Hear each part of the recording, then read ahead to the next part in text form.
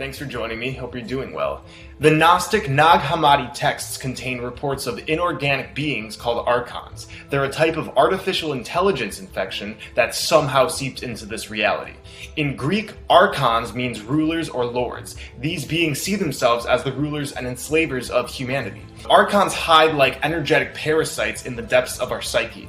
They send currents of low-frequency emotion and thought to our ego and emotional bodies in order to elicit a low-frequency energy that they can consume. This is their food.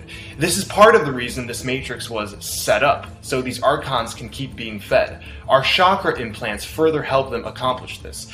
By the way, approaching these entities with arrogance is the correct way to let them know your own divine sovereignty. The false afterlife is a manipulation. Near-death experiences give us insight into this. The light that's discussed is an implant and captures you. It's too beautiful and too mesmerizing not to go in. You simply can't look away.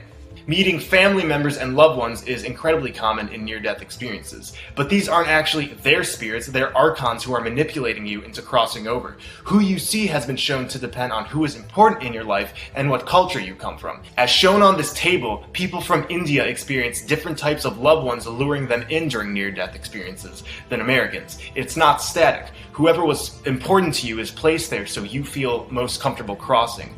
We're formless, so the fact that you would recognize a spirit based on its three-dimensional material form, or that it would even retain that form, is a fallacy. These are archonic ankle biters. During near-death experiences, religious people are met by their specific spiritual guides. Christians see Jesus, Buddhists see Buddha, Muslims see Muhammad. They come back and believe their beliefs were reinforced, but again, this is because the Archons are master manipulators and will take whatever form suits you so you don't ever question what's going on. And sometimes the entities flip-flop with no rhyme or reason. The life review is a hallmark in near-death experiences. Your entire life is played back to you from every angle by beings who claim to be your supreme god.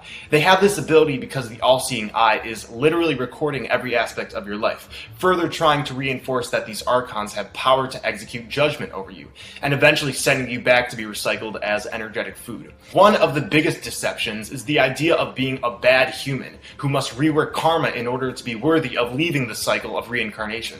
Perfection can't be achieved on this physical plane, so the fact that a being and their texts written to confuse would tell you that it takes thousands of lifetimes to rework karma until they give you the ultimate green light is again bullshit. William Bowman is an out-of-body researcher who is aware of all of this. He gives the following advice for when you die so you won't be recycled into this matrix. I will demand to experience my higher self, my spiritual essence. I am not content to simply go back to the light. I am not content to accept past acquaintances and comfortable surroundings as my new reality. In fact, I am not content to settle for any form-based reality as my spiritual home.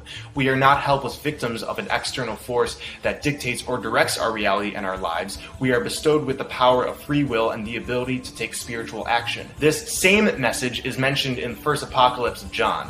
When he says to you, "Where will you go now?" you are to say to him, "To the place where I came, the source. There I shall return."